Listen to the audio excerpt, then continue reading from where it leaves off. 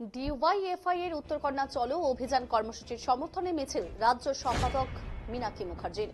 বেকারত্ব মাফিয়ারাজ বন্ধ করা এবং সরকারি স্কুলের পরিকাঠামো ফেরানো এবং নিয়োগ থেকে শুরু করে একাধিক দাবিতে উত্তরবঙ্গের 7টি জেলার সিপিএম এর যুব সংগঠন উত্তরকন্যার অভিযানের ডাক দিয়েছে আগামী 28শে মার্চ। সেই অভিযানকে সামনে রেখে এবং অভিযানকে সফল করার দাবি জানিয়ে শুক্রবার মীনাক্ষী মুখার্জির নেতৃত্বে শিলিগুড়ির শক্তিগড়ে এক মিছিল করল ডিওয়াইএফআই এর কর্মী সমর্থকেরা। এই মিছিলে যোগ দিতে এসে মীনাক্ষী অভিযোগ করেছেন, উত্তরবঙ্গ জুড়ে সিন্ডিকেট রাজ চলছে। দিনের পর দিন কাজ না পেয়ে যুবক যুবতীরা বাইরে চলে যাচ্ছেন। উত্তরকন্যা ভবন কোনো কাজ করছে না, শুধুমাত্র কাটমানি আদায়ের একটি দপ্তর হয়ে গেছে। কি জানিয়েছেন তিনি, শুনুন।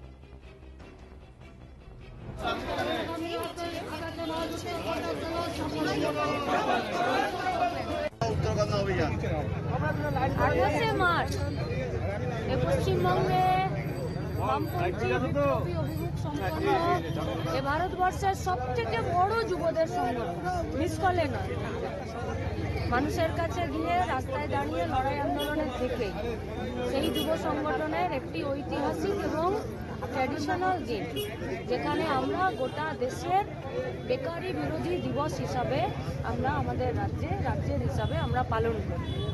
তাহলে এবারে আমাদের গোটা রাজ্যের 22খানা জেলাতেই এই কর্মসূচি হবে। উত্তরের ক্ষেত্রে আমরা মালদা থেকে দার্জিলিং পর্যন্ত 7টা জেলা যৌথভাবে একসাথে, যেহেতু প্রশাসনিক দপ্তর করেছে উত্তরকন্যা, অথচ তার ডেভেলপমেন্ট মানুষের জন্য নয়, কিছু মানুষের ব্যক্তি বিশেষের জন্য। তাই কাজের দাবিতে, স্বচ্ছতার দাবিতে, দুর্নীতির বিরুদ্ধে, নির্যাতনের বিরুদ্ধে, পেটের ভাত হাতের কাজ শিক্ষার দাবিতে আমরা উত্তরকন্যা যাচ্ছি।